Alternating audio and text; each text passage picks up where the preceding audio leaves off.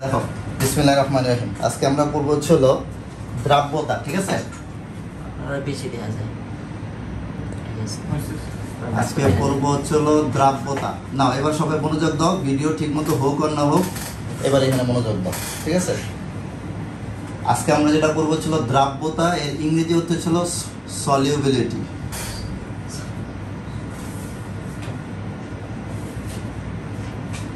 ঠিক আছে? তো দ্রাব্যতা হচ্ছে হলো 100 গ্রাম দ্রাবকের মধ্যে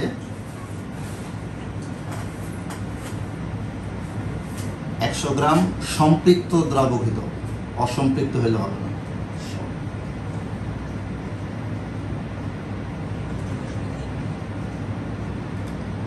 একশো গ্রাম সম্পৃক্ত দ্রাবকের মধ্যে কত গ্রাম দ্রব আছে, এটা হচ্ছে হলো দ্রাব্যতা। সম্পৃক্ত দ্রাবক কাকে বলে? সম্পৃক্ত দ্রাবক হচ্ছে হলো যেই দ্রাবকের মধ্যে কোনো দ্রবীভূত করতে করতে করতে একটা সময় যদি সেটা আর কোনো দ্রবকে গ্রহণ করতে না পারে, সেই দ্রবণকে বলা হয় সম্পৃক্ত দ্রবণ। সাপোজ মনে করো যে একটা রমজান মাস, এখন আমরা সবাই শরবত খাই, ঠিক না?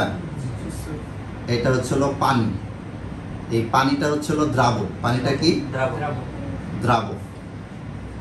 আর যেই চিনিটা আমরা এটাতে ব্যবহার করতেছি মিষ্টি করার জন্য, এই চিনি হচ্ছে হলো দ্রব। অনেকে দেখবা অনেক বেশি মিষ্টির শরবত খাই, যেমন আমিই খাই। তো চিনি দিতে দিতে দিতে দিতে এক সময় দেখবা চিনিটা আর পানিতে দ্রবীভূত হইতেছে না, মানে এই পানিটা যেই পরিমাণ চিনি গ্রহণ করতে পারবে সেই পরিমাণ চিনির চেয়ে অতিরিক্ত হয়ে গেছে, তখন আর চিনিটা দ্রবীভূত না হয়ে নিচে জমা হয়, দেখবা, ঠিক না? দেখছো না? এটা এই নিচে যে জমা হয়েছে চিনিটা, এটারে বলে কি? অদক্ষেপ। এটারে কি বলে? অদক্ষেপ।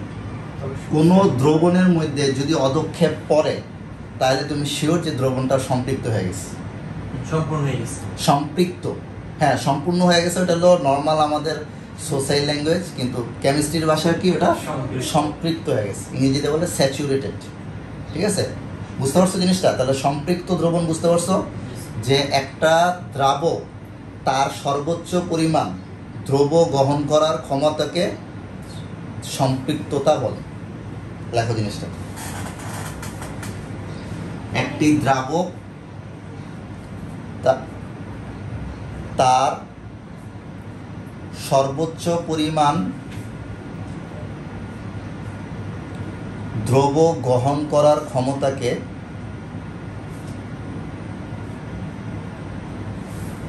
সম্পৃক্ততা বলে।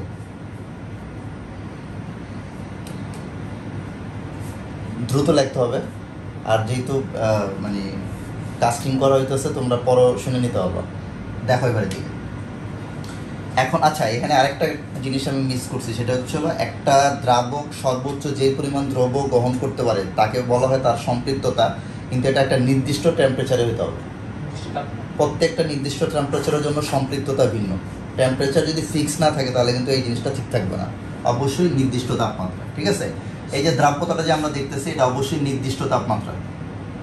এটার একটা শর্ত হচ্ছিল এই ঘটনাটা ঘটতেছে নির্দিষ্ট তাপমাত্রায়। তাহলে আমরা সবাই বুঝলাম দ্রাব্যতা কাকে বলে, ঠিক আছে? আচ্ছা, দ্রাব্যতাকে ইংরেজিতে বলে সলিবিলিটি। এই জন্য এটাকে এস দিয়ে প্রকাশ করা হয়। কি দিয়ে প্রকাশ করা হয়? এস দিয়ে প্রকাশ করা হয়। এস এর সঙ্গে আমরা কি বললাম? গ্রাম বা 100 গ্রাম, ঠিক আছে? এত গ্রাম দ্রব বা 100 গ্রাম দ্রাবক। এইটাকে যদি আমরা বর্তমানে, এটা ছিল আগের একক, গ্রাম পার 100 গ্রাম। বর্তমানে এটাকে পরিণত করা হয় মোল পার লিটার এককে। মোল পার লিটার। এখন 100 গ্রাম থেকে আমি মোল পার লিটারে কিভাবে নিব, এটা আমার শিখতে হবে। কিভাবে শিখতে হবে? দেখো, 100 গ্রাম দ্রাবক উভয় পক্ষে যদি আমি 10 দ্বারা গুণ করি, তাহলে উপরে 10 গ্রাম আর নিচে কত হলো? 1000 গ্রাম। 1000 গ্রাম দ্রাবক, নর্মালি আমরা যেই দ্রাবকটা নিয়ে কাজ করি সেটা হলো পানি। অধিকাংশ মানে 199% ক্ষেত্রে যেই দ্রাবক মানে আমরা পানিতে নিই না, যে কোনো রিয়াকশন বলো, এভরিথিং বলো, আমরা ধরো পানিতেই মিশাই। হাইড্রোক্লোরিক অ্যাসিড বলো, সালফিউরিক অ্যাসিড বলো, নাইট্রিক অ্যাসিড বলো, এটা কিন্তু পানিতে দ্রবীভূত। জি sir. Direct 100% sulphuric acid, 100% alcohol বা 100% এনিথিং কিন্তু আমরা দেখি না, ওটার মধ্যে কিন্তু পানি মিশ্রিত থাকে। তো পানিটা দ্রাবক হিসেবে কাজ করে। তো যদি পানিটাই যদি মেইনলি দ্রাবক হয়ে থাকে নর্মালি, সেই হিসাবে 1000 গ্রাম, 1 গ্রাম পানির ভর কত, 1 গ্রাম পানির আয়তন হচ্ছে হলো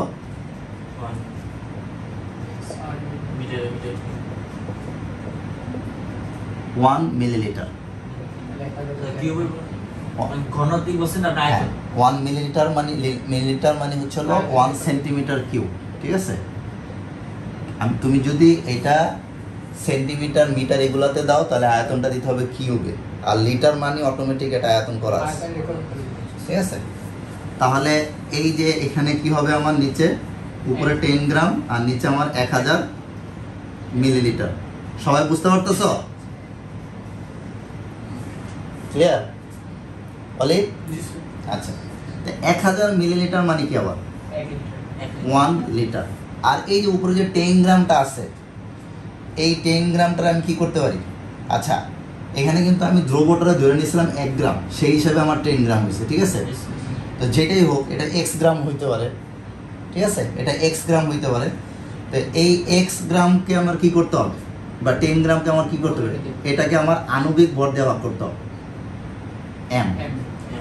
যদি আণবিক ভর দিয়ে ভাগ করি তাহলে আমার এটা কি হয়ে গেল, তখন এটা আমার হয়ে গেল মোল পার লিটার এককে হয়ে গেল। কেন, ভরে আণবিক ভর দিয়ে ভাগ করলে কি পাওয়া যায়, মোল পাওয়া যায়। তাহলে কি হয়ে গেল, মোল পার লিটার। বুঝতে পারছো? এই জিনিসটা কিন্তু খুবই ইম্পর্টেন্ট। এই চ্যাপ্টারের অঙ্কের মধ্যে তোমার এই সবচেয়ে ফ্যাক্ট করবে যে ছিল এককের কনভার্সন বলা। তাহলে আসল একক কি ছিল, গ্রাম পার 100 গ্রাম। এটার পরে কি হয়ে গেল, মোল পার লিটার, শেষ। ঠিক আছে, তারপরে যদি কারো মিস হয়ে থাকে আবার ভিডিও দেখবা, ইনশাল্লাহ ফিরে আসবে। তারপর আরো অঙ্কের মধ্যে অঙ্ক করতে গেলে তোমাদের ক্লিয়ার হবে, এত টেনশনের কিছু নেই। একদম ফার্স্ট টাইম যারা শুনতেছো মনে হচ্ছে কি, কিন্তু অঙ্ক যখন আবার করতে থাকবা দেখবো যে এগুলো ক্লিয়ার হয়ে গেছে, কোনো ফ্যাক্টর। তুমি যদি এটা না বুঝে থাকো, খালি এটা খেয়াল রাখো যে দ্রাব্যতা কাকে বলে, 100 গ্রাম সম্পৃক্ত দ্রাবকে কত গ্রাম দ্রব্য আছে, এটা তো বুঝতে পারছো সবাই? এটা সবাই বুঝতে পারছো না? জাস্ট এটা মাথায় রাখো, দেখো এটা দিয়ে সব অঙ্ক করতেছি। আচ্ছা, তাহলে দ্রাব্যতা বুঝলাম। দ্রাব্যতা 4টা জিনিসের উপর নির্ভরশীল। দ্রাব্যতা, ঠিক আছে, কোন দ্রবকের দ্রাব্যতা 4টি জিনিসের উপর নির্ভরশীল, 4টি বিষয়ের উপর নির্ভরশীল।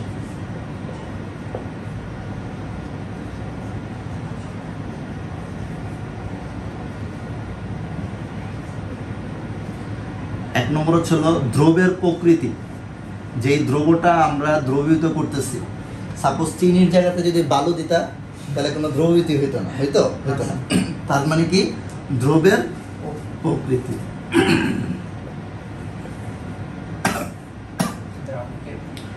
2 নম্বর হচ্ছে দ্রাবকের প্রকৃতি।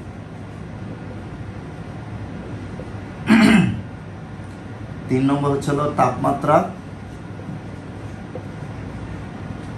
4 নম্বর হচ্ছে চাপ। আচ্ছা, তোমাদের লিখার তোমরা দেখে লেখা নিও। হ্যাঁ, আমি জাস্ট দ্রুত শেষ করে দিই, চাপ তাহলে ওরও আবার যেতে হবে, দ্রুত শেষ করে দিই। এই 4টা জিনিস, ঠিক আছে। এখন এই 4টা জিনিসের মধ্যে প্রত্যেকটার মধ্যে বইয়ের ভিতরে অনেক বিস্তারিত আলোচনা আছে। আমি একদম যেটা না হইলে নয়, যেটা তোমার ইম্পর্টেন্ট দরকার সেটা আলোচনা করছি। দেখ,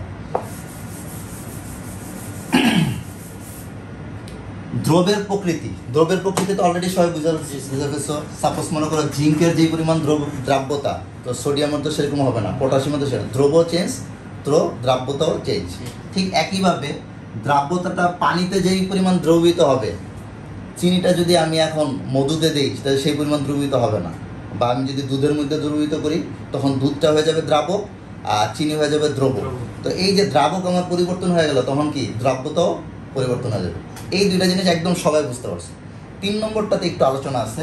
3 নম্বরটাতে যে তাপমাত্রার উপর কিরকমভাবে নির্ভরশীল। তাপমাত্রা যত বাড়বে তত দ্রাব্যতা বাড়বে, ঠিক আছে। এটা হচ্ছে স্বাভাবিক নিয়ম, দ্রাব্যতা প্রপোর্শনাল টু তাপমাত্রা, কিন্তু এটার ব্যতিক্রম ঘটে, কিছু কিছু ক্ষেত্রে এটার ব্যতিক্রম ঘটে। আচ্ছা, তাপমাত্রা বাড়লে সাধারণত দ্রাব্যতা বাড়ে, কারণটা কি? কারণ তাপমাত্রা বাড়ার সাথে সাথে দ্রবকের অণু এবং দ্রাবকের অণু দুইটারই গতিশক্তি বেড়ে যায়, ছুটাছুটি বেড়ে যায়। আর যত ছুটাছুটি বাইরে হবে তত কি হবে? তত এটা সহজে দ্রবীত হবে। বুঝতে পারছো সবাই? তার মানে দ্রাব্যতা, তাপমাত্রা যত বাড়বে তত দ্রাব্যতা বৃদ্ধি পাবে। কিন্তু কিছু কিছু অণুর ক্ষেত্রে দেখা যাচ্ছে তাপমাত্রা বৃদ্ধি করলে দ্রব্যতা হ্রাস পায়। কারণটা কি? এই জিনিসটা দেখাও, এটা হলো ব্যতিক্রম। এটা কি ব্যতিক্রম? এই ব্যতিক্রমটা কঠোর, যেমন ধরো সোডিয়াম সালফেট 10H2O, এই যৌগটার ক্ষেত্রে যে ব্যাপারটা ঘটে, এই যৌগটার ক্ষেত্রে যদি আমি তাপমাত্রা বাড়াইতে থাকি তখন এটা দ্রব্যতা বাড়তে থাকে, বাড়তে বাড়তে বাড়তে বাড়তে 34 ডিগ্রি সেলসিয়াস, প্রায় 34 পয়েন্ট সামথিং, একটু দেখে নিতে তাহলে আমাদের একদম ক্লিয়ার হয়ে যাবে। 32.4 ডিগ্রি সেলসিয়াস, 32.4 ডিগ্রি সেলসিয়াসে এটা পরিপূর্ণভাবে নিরোধিত হয়। নিরোধিত মানে কি কেউ বলতে হবে? নিরোধিত মানে হচ্ছিল এই যে এই অণুটাতে 10টা পানি ছিল, এই 10 অণু পানি পরিপূর্ণভাবে বের হয়ে যায়, 10 অণু পানি বের হয়ে যায়, এটা পুরোপুরি শুধু সোডিয়াম সালফেটে পরিণত হয়।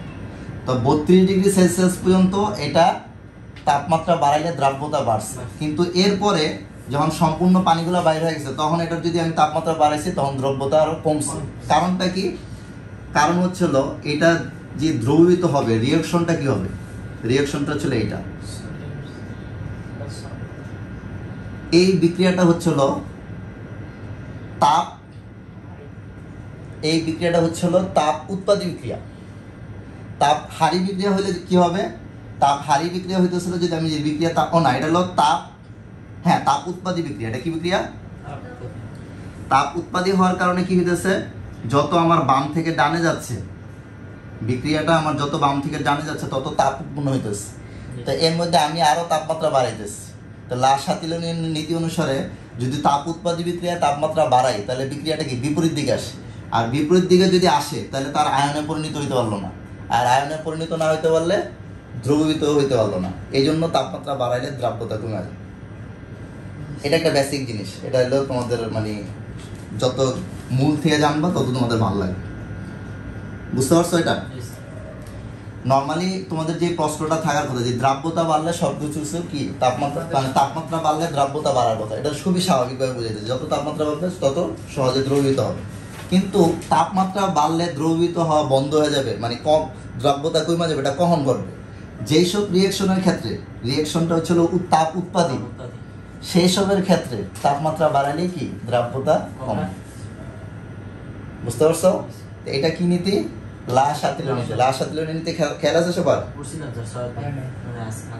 লা-শাতিলের নীতি খেয়াল যদি না থাকে তাহলে তো আবার এটা খেয়াল থাকবে না। আচ্ছা, এটা পরে থাকবে, হ্যাঁ এটা পরবর্তীতে আমরা বলবো, এটা তোমাদের আলোচনা করবো। নর্মালি এটা খেয়াল রেখো যে এই নীতি অনুসারে তাপ উৎপাদী বিক্রিয়া যদি তাপমাত্রা আমরা বাড়াই তাহলে এটা কি হবে? বিক্রিয়া উল্টা দিকে আসবে, মানে পূর্বের দিকে যাবে আর দ্রাব্যতা হ্রাস পাবে। শেষ। ঠিক আছে, চলো এক কথায় এটা শেষ। এর পরবর্তী যে জিনিসটা আমরা তাহলে কয়টা পড়লাম? প্রকৃতি পড়লাম, দ্রাবকের প্রকৃতি পড়লাম, তাপমাত্রা পড়লাম, চাপ। চাপ, চাপের ক্ষেত্রেও একই জিনিস, দ্রাব্যতা সমানুপাতিক চাপ। তো দ্রাব্যতা S সমানুপাতিক P, তাহলে S ইকুয়াল টু কি হচ্ছে? একটা ধ্রুবক আমরা দিব, এই ধ্রুবকটারে বলা হচ্ছিল হেনরির ধ্রুবক, KH। এটারে কি বলে? হেনরির ধ্রুবক।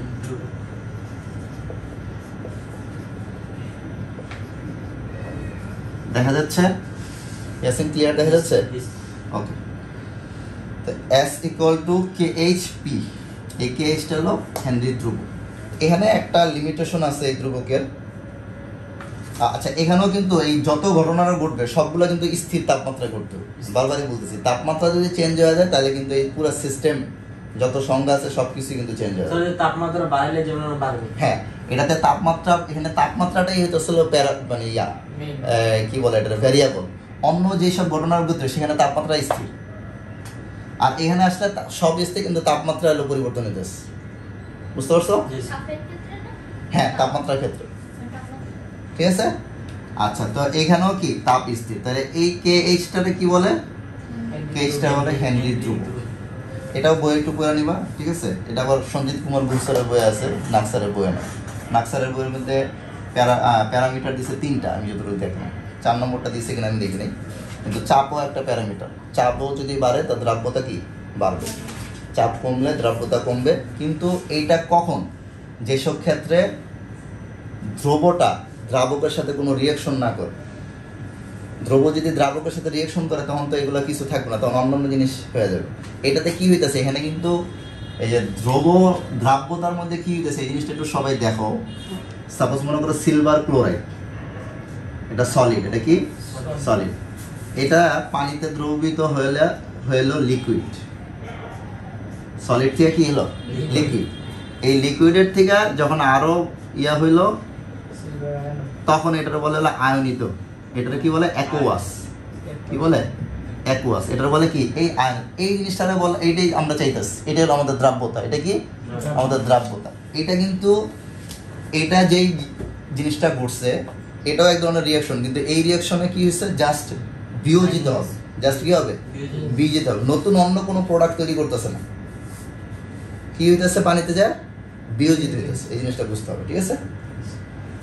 তা এই যে দ্রাব্যতা কি কি জিনিসের উপর নির্ভরশীল এটা আমরা বুঝতে পারলাম।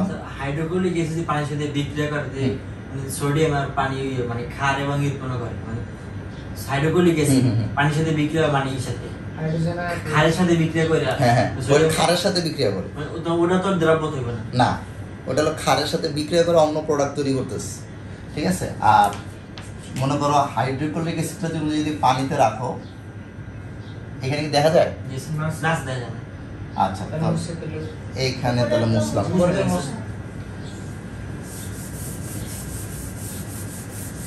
এগুলো লিখছো। আচ্ছা, এগুলো তো তোমরা লিখতে পারবা, সমস্যা নেই। দেখো, সোডিয়াম ক্লোরাইড এটা যদি পানির সাথে বিক্রিয়া করা, কেউ যদি এই জিনিসটা লেখে সোডিয়াম হাইড্রোক্সাইড আর হয়েছিল HCl, তাহলে কি এটা ঠিক আছে নাকি ভুল? বলো তো। ঠিক আছে, এমনি দেখলে তো মনে হয় ঠিকই আছে, কারণ এই দুই সূত্র অনুসারে ঠিক আছে। কি বলো? গ্যাস কিন্তু এমনি তো হয় না স্যার। না, এটা আয়নিত। মানে স্যার এমনি মানে যেমন ই গ্যাস কিন্তু এমনি তো হয় না স্যার। এটা ঠিক নেই। হ্যাঁ, এটা কি ঘটনা ঘটতেছে? এটা তো দ্রবীভূত হইতেছে। এটা হচ্ছে দ্রবীভূত হইতেছে, মানে কি এরকম সোডিয়াম প্লাস ক্লোরিন মাইনাস, ভাঙে যাইতেছে। হ্যাঁ ভাঙে যাইতেছে। আর এই পানিটা আয়নে পরিণত প্লাস হইতেছে। OH মাইনাস, জাস্ট আয়নে পরিণত হইতেছে। এইটাই হচ্ছে আমাদের দ্রব্য, ঠিক আছে? দ্রাব্যতা। এই দ্রাব্যতা কি আর রিঅ্যাকশন কি দুইটা বুঝতে হবে। ক্লিয়ার সবাই? জি স্যার। এটা হচ্ছে আমাদের দ্রাব্যতা, মানে দ্রবীভূত হয়েছে বলতে এই জিনিসটা হয়েছে। আচ্ছা, তো এটা যদি বুঝতে পারো তাহলে আমাদের নেক্সট ইম্পর্টেন্ট টপিক আজকের দ্রাব্যতার গুণফল। আজকে তো স্যার একটু কম পড়াইছে স্যার। আজকে কম করাবো? ওই পেশা হচ্ছে স্যার একটু ঝামেলা আছে। আচ্ছা ঠিক আছে, দ্রাব্যতার গুণফলটা তাহলে শেষ করি।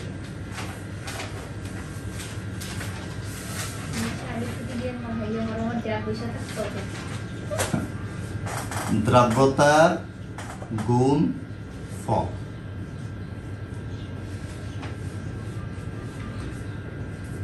এর ইংরেজিটা কি হবে? Solubility product.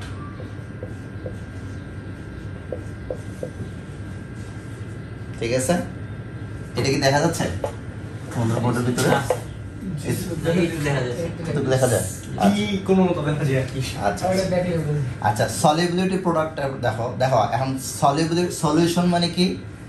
এখন তোমরা কিন্তু বিজ্ঞানে পড়তেছো, বিজ্ঞানীর মতো অনুবাদ করতে হবে। সলিউশন যদি তোমরা সামাজিক সলিউশন মনে করো যে আমার সমস্যাটা সমাধান করে দে, তাহলে হবে না। সলিউশন মানে কি? দ্রাবক।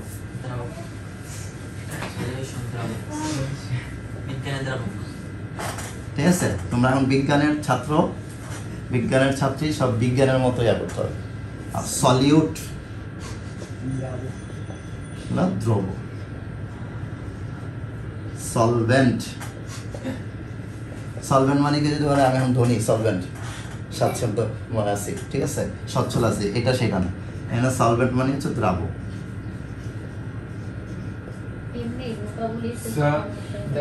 সলুবিলিটি না দ্রাব্যতা ও হ্যাঁ, ওটা তো দ্রাব্যতা। সলভেন্ট ও দ্রাবক, সলিউশন ও দ্রাবক।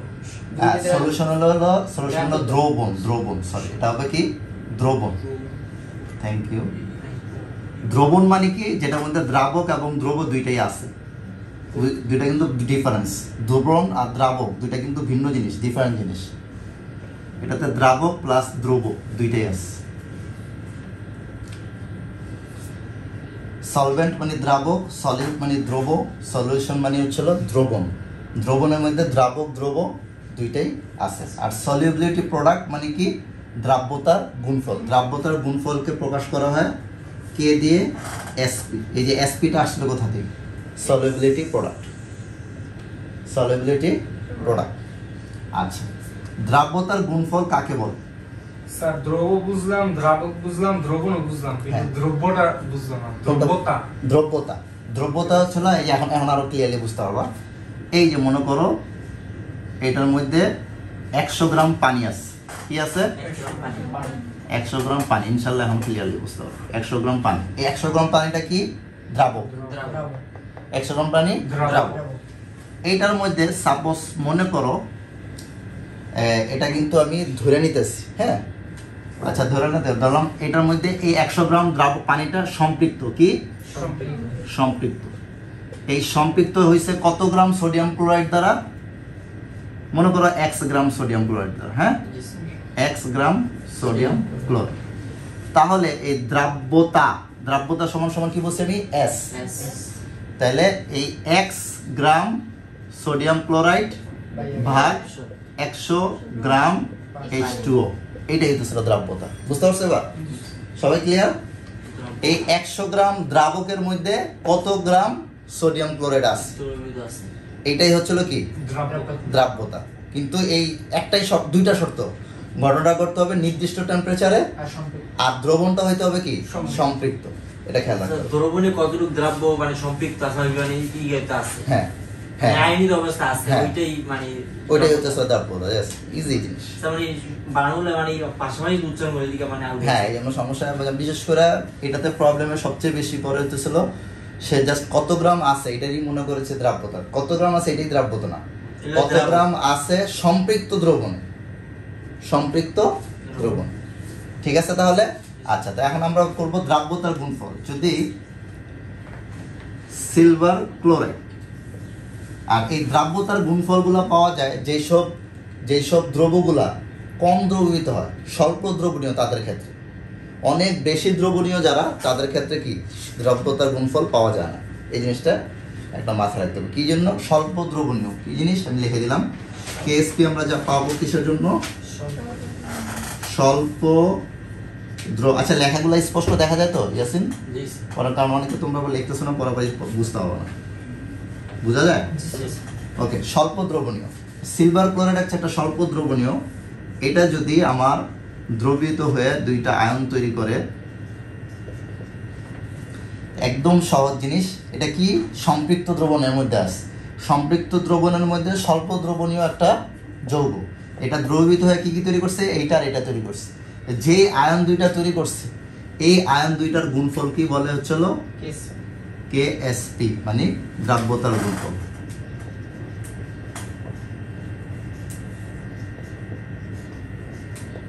বুঝতে পারছো? এই এলাকায় সহজ না, বুঝো নাই? কোনটা বুঝো? এই যে যৌগটা, হ্যাঁ, এই যে যৌগটা দুইটা আয়নে দ্রবীভূত হয়েছে, এই দুইটা আয়নের ঘনমাত্রার গুণফলই হচ্ছিল সলিবিলিটি প্রোডাক্ট, দ্রাব্যতার গুণফল। ঘনমাত্রার গুণফলটা বুঝলাম না।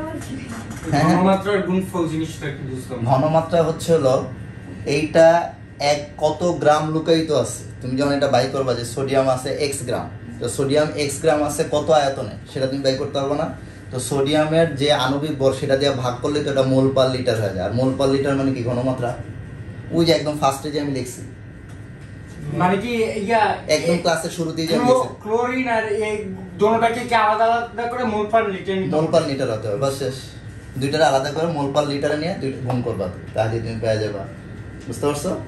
দ্রাব্যতাটা গ্রাম পার এটাতে আছে, এটারে নিয়ে যাবে কখন তুমি মোল পার লিটারে। এইটাই জাস্ট একটা প্যারা বলতে পারো যে তোমার দ্রব্যতা দেওয়া আছে এইটাতে, তো তোমার এই দ্রাব্যতার গুণফল বাই করার জন্য এটাকে নিতে হবে কি মোল পার লিটার, এই এককে নিতে হবে। আর মোল পার লিটারটাকে কি বলে বাংলাতে, কি বলে?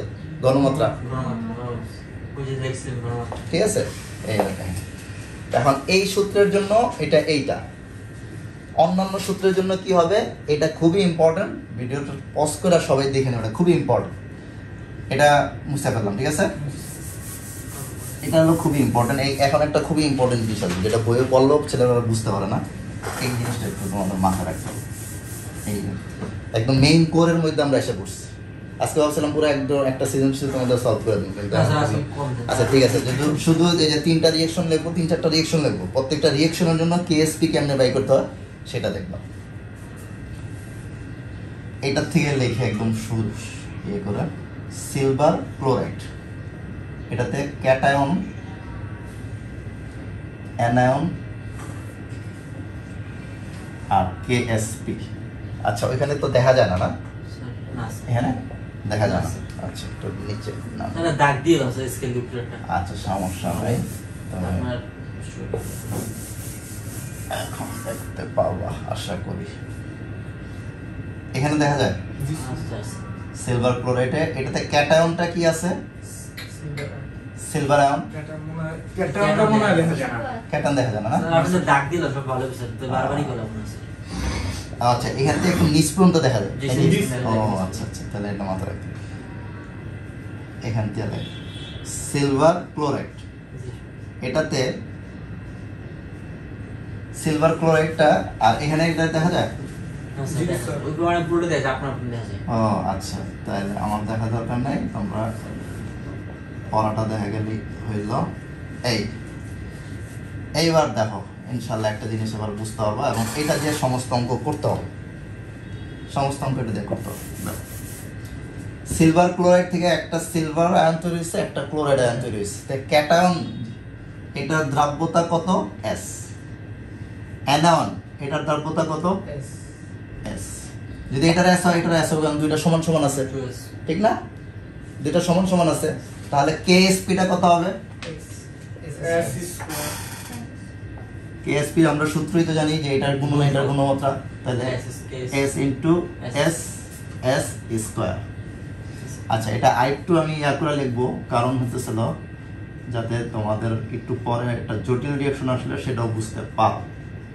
কেএসপি এর সূত্রটা হচ্ছিল কি দুইটার ঘনমাত্রা, কি দুইটার ঘনমাত্রা, তো একটার ঘনমাত্রা এস আর একটারও এস, তো দুইটা মিলা এস স্কয়ার, রাইট? ওকে, এরপরে আসো যদি এইটা হয় ক্যালসিয়াম হাইড্রোক্সাইড হইতো, একটা ক্যালসিয়াম আর দুইটা ওএইচ, সবাই একমত তো নাকি? হ্যাঁ আচ্ছা, তাহলে এইটার দ্রাব্যতা যদি এস হয় এটার দ্রাব্যতা কত হবে? 2s, কারণ একটা ক্যালসিয়াম নির্গত হইতে হইতে দুইটা ওএইচ নির্গত হইছে, তাহলে এটা 2s, ঠিক আছে? আচ্ছা, তা কেএসপি এর সূত্র তো একই, ক্যালসিয়াম 2+ আর ওএইচ, এটাতে আবার স্কয়ার হবে, এটা কি স্কয়ার হবে, এটা কি ভরদ্রব্যকের সূত্র, যতটা বাইর হয় তার উপরে কি হবে? স্কয়ার হবে। এটা কিন্তু তোমরা মেট্রিকে পড়ছিলে কেপি কেসি, সাম্য ধ্রুবক।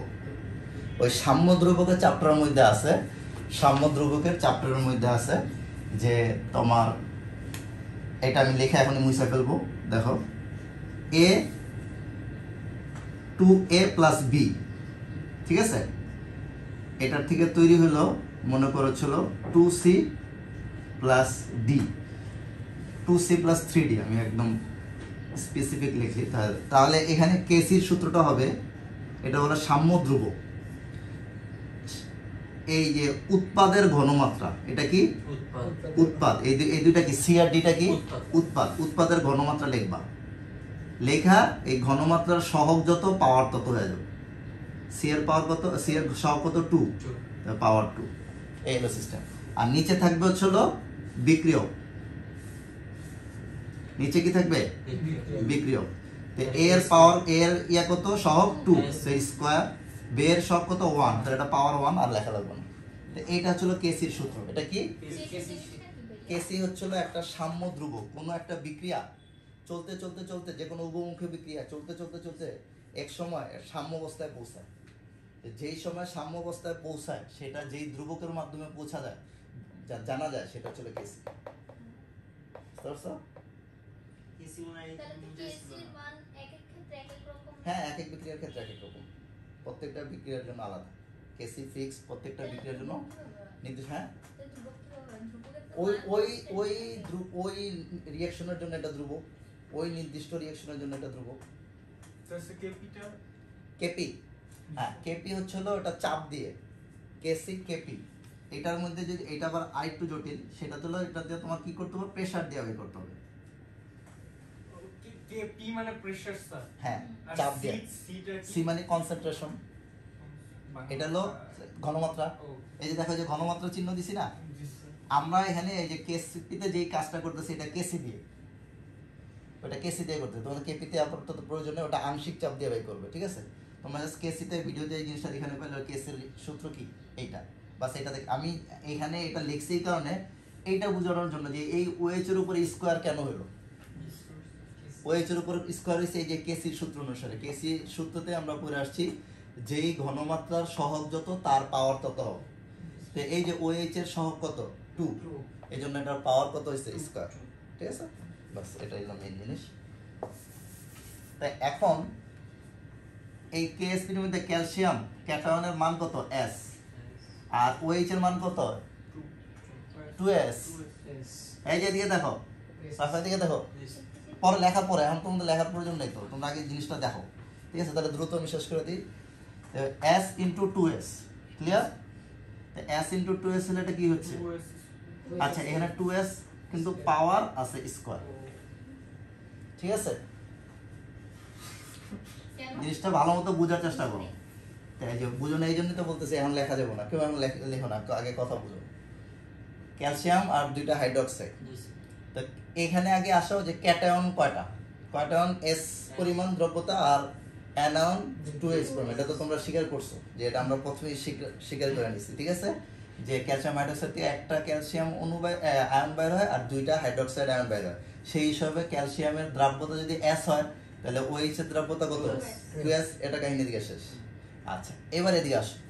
এখানে আসার পরে আমরা ওই যে কেসির সূত্র অনুসারে কেএসপি লিখলাম। কেএসপিতে যে কে ক্যালসিয়াম আর OH, এটা কেসি সূত্র অনুসারে কি হওয়ার কথা? আচ্ছা দেখো, কেসির সূত্র এইটা যে, এই যে এটাতে কেসির সূত্র অনুসারে কি হওয়ার কথা?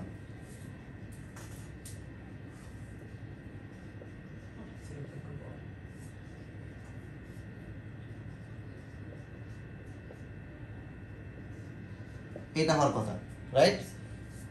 বুঝতে পারছো তো সবাই? নিচে হচ্ছে হলো বিক্রিয়ক আর উপরে কি উৎপাদ। তো আমি এটার ফার্স্টেই কি বলছি, স্বল্প দ্রবণীয় বলছিলাম না? তো স্বল্প দ্রবণীয় মানে কি, এটা খুবই কম দ্রবণীয় হয়েছে। তার মানে এটার আগের যে ঘনমাত্রা ছিল বর্তমানে তাই আছে। আগে 1 মোল থাকলে বর্তমানে 1 মোলই আছে। তো যদি বর্তমানে 1 মোল থাকে তাহলে এটা 1 হয়ে যাবে। তো শুধু থাকে কি কেসি সমান সমান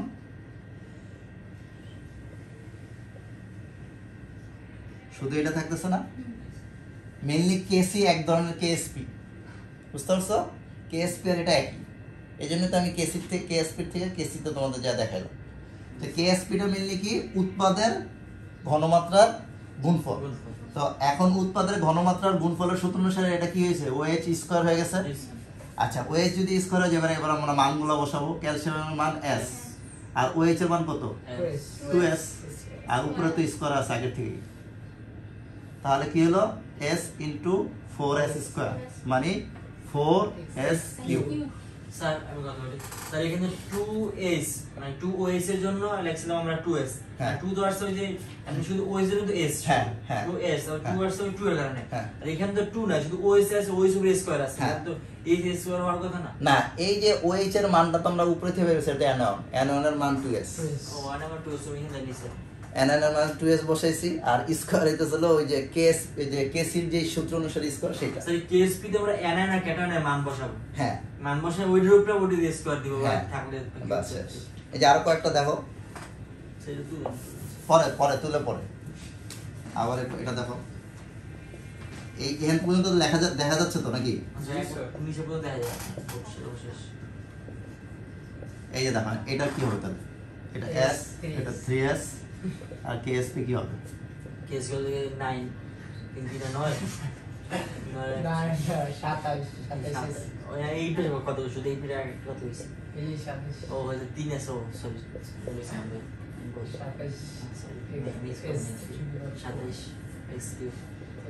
4 to the 4 দেখো তো এই জিনিসটা বুঝতে পারছো না সবাই সেম জিনিস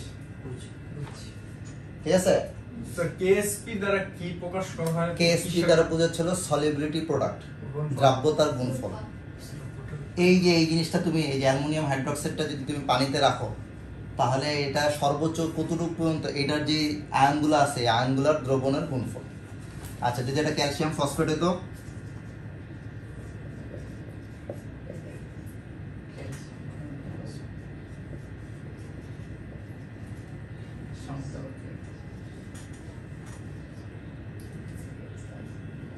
আচ্ছা ভাই এইসব বিক্রিয়ার ক্ষেত্রে তো মানে সমান হওয়াটা প্রয়োজন না, হ্যাঁ অবশ্যই এটাতেই তবে খারাপ। আচ্ছা দেখো না এই বিক্রিয়া এই কয়েকটাই এর বেশি নেই এই কয়টা বললে তুমি এভরিথিং পারবে তো দেখো এই চারটা এই একটা দুইটা তিনটা চারটা এই চারটা বিক্রিয়া দিলে তুমি সব অঙ্ক পারবে এই জন্য বললাম এটা একটা মানে আমি বলবো এই চ্যাপ্টারটা একটা নেয়ামত তোমাদের জন্য ভালো মতো বুঝবে কারণ আর দুইটা ক্লাস নিলে একটা সৃজনশীল পুরো কম ইনশাআল্লাহ ঠিক আছে আমি না আচ্ছা দেখো তা এখন দেখো এই যে এইটা এই জিনিসটা এটাতে কত হবে দেখো তিনটা 3s তাহলে 3s এইটা সবাই বুঝে ফেলতেছে আর এই যেটাতে দেখো কয়টা আছে দুইটা 2s তাহলে 2s কাহিনী একদম ইজি পরে 3s স্কয়ার এর হ্যাঁ বাস শেষ সবগুলোতে সেম 3s জিনিস কিউব ঠিক আছে ক্যালসিয়াম 10 to 2 আমি একদম মানে একটা লাইনও শর্ট করতেছি না এই কারণে যাতে তোমাদের মানে কোনোভাবে যাতে বুঝতে সমস্যা না হয় এই জন্য কোনো শর্ট আর নাহলে এগুলো সব এক লাইনে করা যেত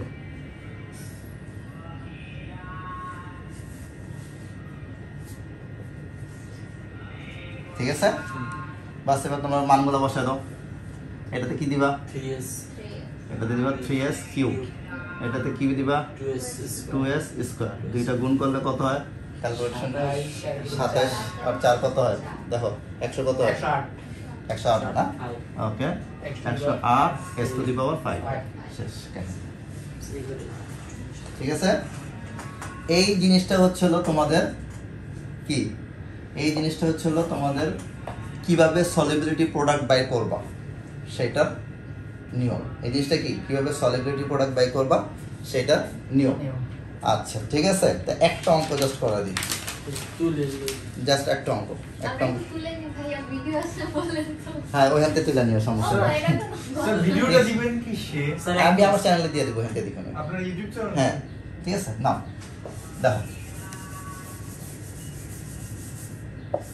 এতটুকু তো বুঝতে পারছো দাও একটা অঙ্ক যদি না করা দিই তাহলে সমস্যা হবে একটা অঙ্ক করা দিতে হবে দেখো মনে করো এইটা এইটা এটা একটা পাত্র যেটার মধ্যে লেড সালফেট আছে কি আছে লেড সালফেট আছে ঠিক আছে এই লেডের ভর কত 207 পারমাণবিক ভরগুলো মুখস্থ রাখতে হবে হ্যাঁ আর সালফারের কত 32 এখন এই লেড সালফেট আছে এই লেড সালফেটের দ্রাব্যতা দিয়ে দিস একদম সহজ অঙ্ক সবাই পারবে 4.40694 ইন্টু 10 to 1 minus 12 গ্রাম পার লিটারে দেওয়া আছে দেখো চালাকিটা করছি এগুলো বলুন। ঠিক আছে। গ্রাম পার লিটারে দেওয়া আছে বসে এটার ইয়া কত কেএসপি কত মানে সলিবিলিটি প্রোডাক্ট বা দ্রাব্যতার গুণফল কত একদম সহজ যে কোনো রিঅ্যাকশন তোমরা আগে রিঅ্যাকশনটা লিখবা রিঅ্যাকশনটা লেখার পরে কেএসপি বের করতে হবে দেখো কি হইছে লেড সালফেট এটাতে ভেঙে আমার কি তৈরি হচ্ছে লেড হচ্ছে আবার সালফাইড আয়ন হচ্ছে ঠিক আছে তো এইখান থেকে আমি দেখতে পাচ্ছি কেএসপি সূত্র একদম সহজ S ইনটু এস, আমার বাই করতে বলছে কি কেএসপি, তো আমি এস ইন্টু এস বসাই দেবো, কিন্তু তার আগে আমি এটা একটু মডিফাই করে নেবো, কারণ আমার এসপির মানটা বাই করার আগে এটা কিসে নিতে হবে, মোল পার লিটারে নিতে হবে, ঠিক আছে? তো মোল পার লিটার জন্য একদম সহজ, এটাতে আমার কি করতে হবে, এটার ভর দিয়ে ভাগ করতে হবে, ঠিক আছে? তা আমি এখানেই লিখে দিলাম, আমি আর ইয়ে করলাম না, দেখো 4.40694 ইন্টু 10⁻⁻12 ভাগ হচ্ছিল এটার ভর, এটার ভর কত, একটার ভর 207 আর একটার ভর 32, ঠিক আছে? বা এখানে ডাইরেক্ট করে এদিকে করে ফেলো, এটা দুইটা যোগ করলে কত হয়, 239 নাকি? আচ্ছা, তো 239 এখানে আমি 239 দিয়ে ভাগ করলে এটা আমার কি হয়ে গেল, মোল পার লিটার হয়ে গেল, শেষ কাহিনী।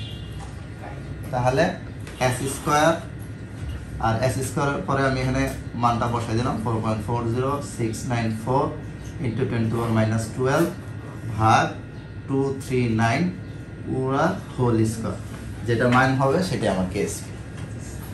দাও, অঙ্ক সবাই বুঝতে পারছো? একদম ইজি অঙ্ক। স্যার হ্যাঁ। 207 আর S 32 হ্যাঁ, এটা এই দুইটা মিলে 239 হয়েছে, এটা হলো আণবিক ভরটা। হ্যাঁ, আণবিক ভর কতটুকু পর্যন্ত মুখস্থ করতে হবে? আণবিক ভর মেইনলি তোমাদের বেসিক গুলো 30-40 পর্যন্ত মুখস্থ রাখলে চলবে, আর এটা হঠাৎ একটা এক্সট্রা দিয়ে দিছে, তো এরকম এক্সট্রা সাধারণত দিয়ে দেয় প্রশ্নের মধ্যে, দিয়ে স্যার দেয় 30 পর্যন্ত মুখস্থ করা। 30-40 পর্যন্ত মুখস্থ আছে যথেষ্ট। এর কয়েকটা মাত্র, যেমন সিলভার দেয়, লেড দেয়, এরকম কয়েকটা দিয়ে দেয়। আচ্ছা, এটা আমি পি লিখছি, এটা কিন্তু একটা ভুল করছি, এটা তোমরা কেউ বলো না, পি বি, ঠিক আছে? মান কত হয়, 3.4 ইন্টু 10⁻⁻28 মোল square per litre square. Sir তখন না কেস করনো বাড়ি বাড়ি করলাম, কেমনে বের করছি, এমনিতে বের করছি, এই সময় তো এই যে মোল পার লিটার, এমনিতে বের করলাম কেএসপি। এই সময় মোল পার লিটার দেওয়া ছিল।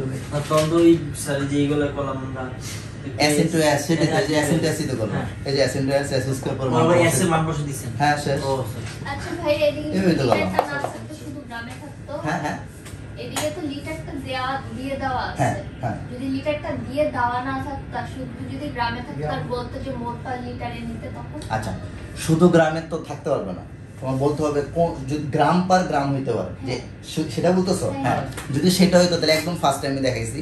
মনে করো সাপোজ এইখান থেকে দেখাই আমি, এতে তো দেখা যেত না, ইয়াতে সাপোজ মনে করো এইটা দেওয়া হলো, হ্যাঁ, এই অঙ্কটা তো এখানেই শেষ, কিন্তু আমাদের আনসার এটা দিকে শেষ।